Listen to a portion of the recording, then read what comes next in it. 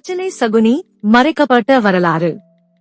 நரேஷ்மித் நகரில் கந்தாரி மகாராணி ஒரு அழகிய பெண் குழந்தை பெறுகிறாள். அந்த பச்சிளம் குழந்தைக்கு துச்சலை என்று பெயரிடப்படுகிறது. ராஜமாளிகையின் ஒளி போன்ற துச்சலை தனது 100 சகோதரர்களான கௌரவர்களுடனும் தன் மாமா சகுனியுடனும் மகிழ்வாக வளர்கிறாள். துச்சலை ஒரு சிறுமியாக சகோதரர்களுடன் விளையாடும் போதெல்லாம் சகுனி அவளை பாசத்துடன் கவனிக்கிறார். ஆனால் அந்த பாசத்தின் பின்னால் ஒரு வேதனை இருக்கிறது. சகுனி தன் நாட்டை அழித்த குறுவழக்கத்திற்காக கௌரவர்களை கையில் வைத்து பழி தீர்க்க எண்ணுகிறார். ஆண்டுகள் கடந்து துச்சலை வளர்ந்து அழகான இளம்பெண்ணாகிறாள்.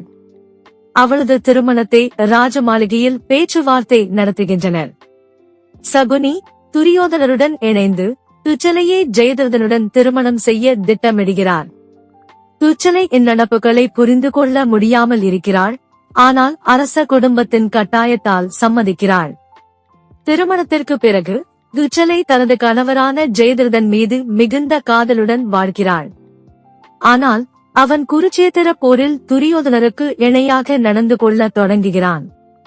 ஜெயதிரதன் துச்சலையின் உணர்வுகளை பொருட்படுத்தாமல் அவளை ஒரு அரசியல் கருவியாக மட்டுமே பார்க்கிறான். குருச்சேத்திர போர் நேர்ந்தபோது சகுனியின் சதி முறியடிக்கப்படுகிறது. துரோகத்திற்காக அவன் போரில் வீழ்கிறான். துச்சலை அவன் இறந்த செய்தி கேட்டு துயரத்தில் ஆழ்கிறாள். இதன் பின் ஜெயதிரதனும் போரில் இறக்கிறான். தன் சகோதரர்களையும் கணவரையும் இழந்து துச்சலை தனியாகிறாள். ராஜமாளிகை சூழலில் ஒருபோதும் தனிமையை உணராத அவள் இப்போது அதன் அர்த்தத்தை புரிந்து கொள்கிறாள்.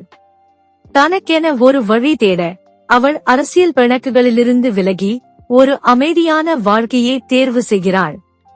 காலம் கடந்து துச்சலை அரசவையை விட்டு விலகி தவம் செய்யும் வாழ்க்கையை தேர்வு செய்கிறாள்.